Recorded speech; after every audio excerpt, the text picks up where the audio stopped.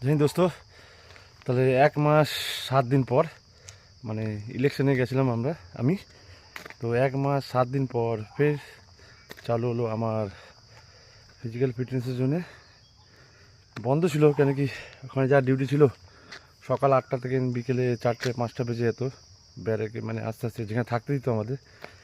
1 মাস 7 দিন হয়ে গেল, কিছু ওয়ার্কআউট হয়নি, হালকা ফুলকা করেছি। কিন্তু এসে ওয়েটটা মাপলাম, দেখলাম একটু কমেছে, বাড়িনি, কমে গেছে। কেন বলতো? সবাই বলে জিম করলে ওয়েট কমে যায়, কিন্তু এটা সঠিক না। জিমও করতে হবে, সাথে সাথে তোমার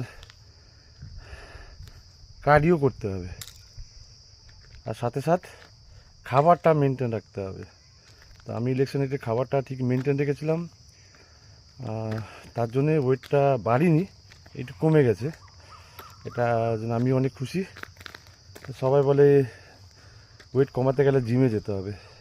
জিমে যেতে হবে, আবার সেখানে যেতে হবে না, কিন্তু তার আগে কী করতে হবে, নিজেকে ডায়েট, যে খাবারটা তোমাকে ঠিক মেনটেন রাখতে হবে। কী খেলে আমার ফ্যাট বাড়বে, কী খেলে আমার স্ট্যামিনা বাড়বে, কী খেলে আমার শরীর এনার্জি বাড়বে, সেটা তোমাকে ঠিক রাখতে হবে। সেটা ঠিক জানলে তুমি যেখানে যাও তোমার শরীরটা ঠিক থাকবে, ঠিক আছে? কিন্তু আমি আছি একটা ফোর্সে, তো ফোর্সে কী হয়, ডিউটি যেতে হয় আমাদের। হ্যাঁ, মাঝে মাঝে ডিউটি যেতে হয়, তখন জিম গ্যাপ থাকে, ওয়ার্কআউট গ্যাপ থাকে, কেন কি ডিউটিতে একটু বাড়ি যেতে হয়, ঠিক আছে? তার জন্য কী হতে, ওয়ার্কআউটটা কম থাকে, ঠিক আছে?